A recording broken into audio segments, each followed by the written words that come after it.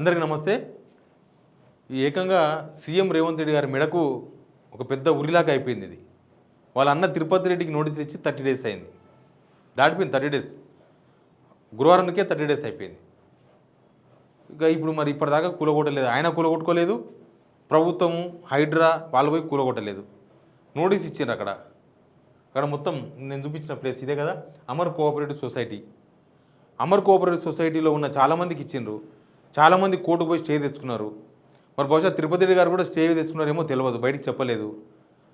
మరి పోనీ హైడ్రా అయితే చెప్పాలి కదా. ఇప్పుడు హైడ్రా మంది మీదకైతే వితౌట్ నోటీసులు ఉరికిపోయి కూలగొట్టి అన్నంలో మన్ను పోసి పిల్లల స్కూల్ బుక్కులు కూడా తీసుకునే అవకాశం ఇవ్వక పేదలను రోడ్డు మీద పడేసి అలా బతుకును పరిశాన్ చేసి వాన వస్తే వాళ్ళు ఏడు ఉండాలని కూడా తెలియని సిచ్యువేషన్ క్రియేట్ చేసిన హైడ్రా ఈ తిరుపతి రెడ్డి విషయంలో ఎందుకు మాట్లాడతలేదు? 30 రోజులు అయిపోయింది, మీరు ఇచ్చిన నోటీస్ అయిపోయింది. మిగతా వాళ్ళకి మీరు వారం రోజులు 10 రోజుల టైం ఇచ్చారు. కొంతమందికి బస్తీలలో వాళ్ళకైతే వారం రోజుల టైం. వాళ్ళంతా రోజు ఇంకా నిద్రలేని రాత్రులు గడుపుతున్నారు. వారం రోజులు అయిపోయింది, ఏమవుతుందో ఎప్పుడు వచ్చి కూల్చేస్తారో అని ఆల్రెడీ తిరుపతి రెడ్డి గారికి చెప్పారు.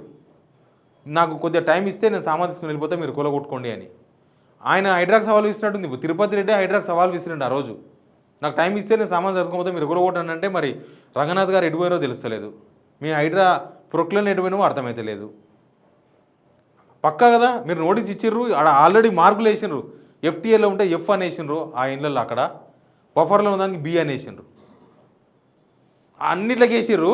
ఒక యాక్చువల్గా చెరువుకు అతి దగ్గరగా ఉండే ఇల్లు వీళ్ళదే. చెరువుకు, దుర్గం చెరువుకు అతి దగ్గరగా, బ్యాక్వాటర్కు అతి దగ్గరగా ఉండే ఇల్లు వీళ్ళది. ఇంకా ఈయనకన్నా ఇల్లు దాటిపోయిన తర్వాత ఇంకా చాలా ఇళ్ళు ఉన్నాయి. అక్కడ దాదాపు 8 కాలనీలు ఉంటే ఒక 5 కాలనీలకైతే పాత పర్మిషన్లు ఏదో ఉన్నాయంట. మిగతా 3 కాలనీలకు అసలు పర్మిషన్సే లేవు. ఉన్న పర్మిషన్స్ అన్నీ క్యాన్సిల్ అయిపోయినాయి. వీళ్ళు కోర్టుకు పోయిన పర్మిషన్ ఇవ్వలేమని చెప్పిండ్రు. 2015లో జిహెచ్ఎంసీ రిపోర్ట్ చేసింది, ఇదంతా అసలు పర్మిషన్ లేదు, ఇదంతా కూడా ఎఫ్టీఎల్కి సంబంధించింది, ఇదంతా దుర్గం చెరువుకు సంబంధించిన ల్యాండ్, దుర్గం చెరువు ఎఫ్టీఎల్, ఇదంతా చెరువు బెడ్ ఏరియా ఇదంతా కూడా అని చెప్పి రిపోర్ట్ ఇచ్చింది. రిపోర్ట్ ఇచ్చిన తర్వాత అప్పుడు ప్రభుత్వం ఎందుకు చర్యలు తీసుకో తెలియదు. వీళ్ళు మొత్తం కూలగొడతాం, మాకు ఎవరు అడ్డు లేదు, అదుపు లేదు, మేమంతా అది ఇదని చెప్పి కొంతమంది కూలగొట్టేసిండ్రు. వీళ్ళు కూలగొట్టిన దానిలో ఒకటి ఫేమస్, గుర్తుపెట్టుకోండి, నాగార్జున ఇన్కన్వెన్షన్ ఒక్కటే వీళ్ళు కూలగొట్టింది. మిగతా మొత్తం మధ్యతరగతి పేదోళ్ళవే. ఈ తిరుపతి గారి దగ్గరకు వచ్చేవరకు ఎందుకు ఆగింది హైడ్రా అనేది అర్థమైతే లేదు. నిజంగా చూడండి, ఈయనకు నోటీస్ ఇచ్చిన తర్వాతనే ఈయన టైం అయిపోతూ ఉంది, హైడ్రా సప్లై చేస్తలేదు. మరి ఈయన కూడా స్టే తెచ్చుకుంటా, వాళ్ళు స్టే తెచ్చుకునే అవకాశం ఇస్తే హైడ్రా మిగతా వాళ్ళకి ఎందుకు ఆ స్టే తెచ్చుకునే అవకాశం ఇస్తలేదు? అంటే మందికి మనకైతే సోమవారం, మందికి మంగళవారమా? ఇదేం లెక్క? అసలు ఇట్లాంటి వాళ్ళే కూలగొట్టాలి కదా. ముందు రేవంత్ రెడ్డి తమ్ముళ్ళని కూడా, అన్నని కూడా, ఎవరిని కూడా మావైతే కూలగొట్టుకోవాలని చెప్పిండు. ఆయన చైర్మన్ హైడ్రా చైర్మన్ చెప్పిన తర్వాత కూడా హైడ్రా కమిషనర్ రంగనాథ్ గారు ఎందుకు పోతలేరు అటు సైడు? ప్రొక్లైన్లు దొరుకుతలేవా, లేకపోతే మీకు ఇటాచీలు దొరుకుతలేవా, ఏం దొరుకుతలేవో? అయిపోయింది, నిమజ్జనం అయిపోయింది, ఆ ఇటాచీలన్నీ కూడా ఫ్రీ అయిపోయినాయి, ప్రొక్లైన్లు కూడా ఫ్రీ అయిపోయినాయి. మొన్నటిదాకా నిమజ్జనం కోసం అవన్నీ ఎంగేజ్ అయి ఉండే, అవన్నీ ఫ్రీగా ఉన్నాయి. మరి ఇప్పుడు కూడా కొడుతుంది. తిరుపతి రెడ్డి ఇల్లు టార్గెట్ అయిపోయింది, మీరు ఇచ్చిన 30 రోజులు అయిపోయింది. ఓలా ఆడ స్టే తెచ్చుకుంటే మాత్రం మిగతా వాళ్ళకు కూడా అవకాశం ఇవ్వాలి. మీరు మిగతా వాళ్ళకి ఎందుకు ఇయ్యారు అవకాశం? మిగతా వాళ్ళు ఏమో పుక్కడికి వచ్చిన పైసలు, ఈయనేమో కష్టపోతూ. తిరుపతి రెడ్డి చాలా కష్టపడి కూలిపోయి సంపాదించి కట్టుకున్నాడా? ఆయనకి ఇట్లాంటి 10 ఇళ్ళు ఉంటాయి నాకు తెలిసి. ఇది వదిలేస్తే ఇంటికి పోతాడు. మీరు గొలగొట్టిన వాళ్ళ ఇళ్ళకు అసలు ఇల్లే లేవు, వాళ్ళు మళ్ళీ రోడ్డు మీదే చూసినాం కదా. ఒకరోజు రాత్రి అంతా సున్నంచెరు కాడ పేదల అన్ని రేకుల షెడ్లు గొలగొడితే వాళ్ళు పోయి ఆ పక్కన ఉన్న గణపతి షెడ్ ఉంటుందా, ఆడ అన్నదానంలో తినాలి, ఆ షెడ్ కాడ పండుకోవాలి. ఇంకా వాళ్ళకి వేరే దారి లేదు. ఎటు పోయినరు పాపం, చెట్టుకోరు పుట్టకోరు పోయారో ఎటు పోయినరు వాళ్ళు. వాళ్ళ గురించి మళ్ళీ ప్రభుత్వం పట్టించుకోలే. వాళ్ళ మీద దుష్ప్రచారం. మళ్ళీ వాళ్ళు ₹1,00,000 సంపాదిస్తారంట. ₹1,00,000 సంపాదిస్తే వాళ్ళకి కనిపించారు వాళ్ళ ఫేసులు. ఒక స్వామి ఉండే చూడు చిన్న సున్నంచెరువు కాడ, ఆయన రోజు ₹1,00,000 సంపాదిస్తారని చెప్తారు వీళ్ళు. ఆయన నాకు దొరకలేదు, ఆయనతో ఇంటర్వ్యూ చేద్దామంటే పట్టుకొచ్చి చూపిద్దాం ఆయన కథ అంటే. ₹1,00,000 సంపాదిస్తే ఆయన ఆడుంటాడు, సున్నంచెరువు కాడు ఉంటాడు, రేకుల షెడ్ వేసుకొని. ఇవన్నీ కవరింగ్ ఈయనకి. అంటే మేము పెద్ద కూలగొట్టినామని చెప్పనికే. వాళ్ళంతా పేదోళ్ళని తెలుసు కదా మనకు అనిపిస్తే లేదా? ఆ కట్టు బొట్టు, వాళ్ళ మాటలు, వాళ్ళ ఇండ్లు.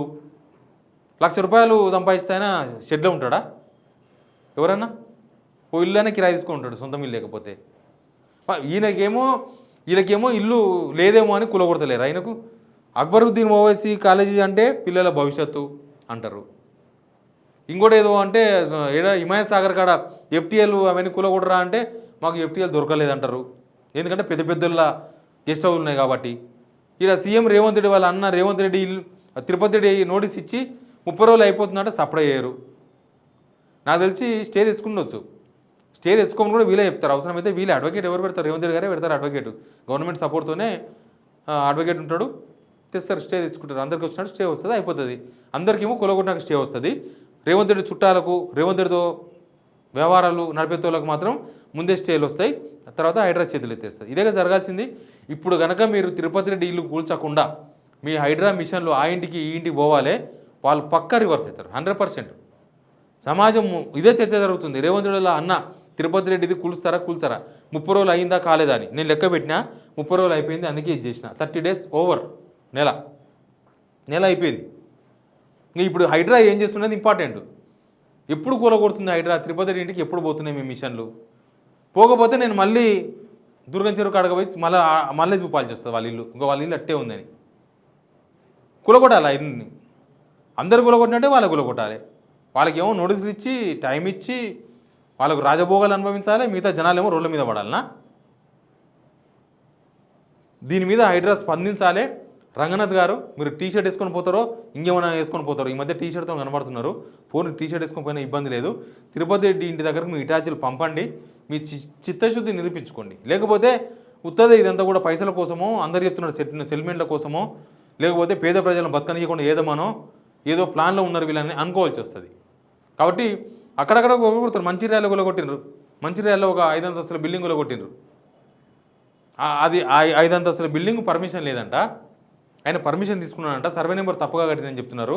అది కడుతుంటే ఏం చేసారు అధికారులు? 5 అంతస్తుల బిల్డింగ్ ఏమన్నా 5 గంటల్లో కడతారా? దాదాపు 1.5-2 సంవత్సరాలు పడుతుంది ఎంత స్పీడ్ కట్టినా కూడా. మరి ఏం చేసారు మీరు? 1.5 నుంచి 2 సంవత్సరాలు బట్టి బిల్డింగ్ కడితే ఏం చేసారు మీరు? ఆ 2 సంవత్సరాలు ఆయన తీసుకొచ్చుకున్న, ఆయన ఇచ్చిన పైసలు తినుకుంటా ఉన్నారా? ఆయనతో మేమే తినుకుంటా ఉన్నారా? ఎట్లా? జనాల దగ్గర ఒకలాగా, పొలిటీషియన్స్ దగ్గర ఒకలాగా, ఈ పెద్ద పెద్ద బడా నేతలు గెస్ట్ హౌస్ విషయానికి వస్తే ఇంకొకలాగా హైడ్రా ఇట్లా పార్షియల్గా వ్యవహరిస్తున్నది. హైడ్రా ఫస్ట్లో ఉన్నంత వైట్ పేపర్గా కనిపిస్తలేదు, అది ట్రాన్స్పరెన్సీగా లేదు అనేది క్లియర్గా అర్థమవుతున్నది. ఇప్పుడు తిరుపతి రెడ్డిలో కూల్చండి, మీకు ఇంత నమ్మకం కలుగుతుంది జనాలకు, మీ మీద నమ్మకం కలుగుతుంది. హైడ్రా అంటే ఓకే, రేవంత్ రెడ్డి వాళ్ళు అన్నదే ఆయనకి ఇల్లు కొలగొట్టడంతో కూడా పెద్దగా వచ్చేది ఏమి ఉండదు. ఇట్లాంటివి ఆయనకు చాలా ఉన్నాయి బంగ్లాలు. ఈ ఇల్లు అనేది ఆయనకు నామినల్. ఏంటంటే ఇజ్జత్కి సవాల్. రేవంత్ రెడ్డి వాళ్ళు అన్నదే కూలగొడతారా అంటారు కదా రేపు నాడు. అందుకని కూలగొడతలేరు మీరు. కానీ తిరుపతి రెడ్డిది అయితే మీరు నోటీస్ ఇచ్చి 30 రోజులు అయిపోయింది. మీరు ఏం చర్యలు తీసుకోబోతున్నారు? ఎప్పుడు కూల్చోబోతున్నారు? ప్రభుత్వం తరపున లేకపోతే హైడ్రా తరపున రంగనాథ్ గారు లేకపోతే చైర్మన్గా ఉన్న రేవంత్ రెడ్డి గారు క్లారిటీ ఇవ్వాలి. రేవంత్ రెడ్డి గారు కూల్చున్న తర్వాత ఆయన వచ్చి నాకు టైం ఇవ్వండి, సామాన్ తీసుకోపోతే కూల్చుకోండి అని అన్న తర్వాత కూడా హైడ్రా ఎందుకు పోతలేదు, ఎందుకు కూల్చలేదో ప్రజలకు సమాధానం చెప్పాలి. Please subscribe signal TV.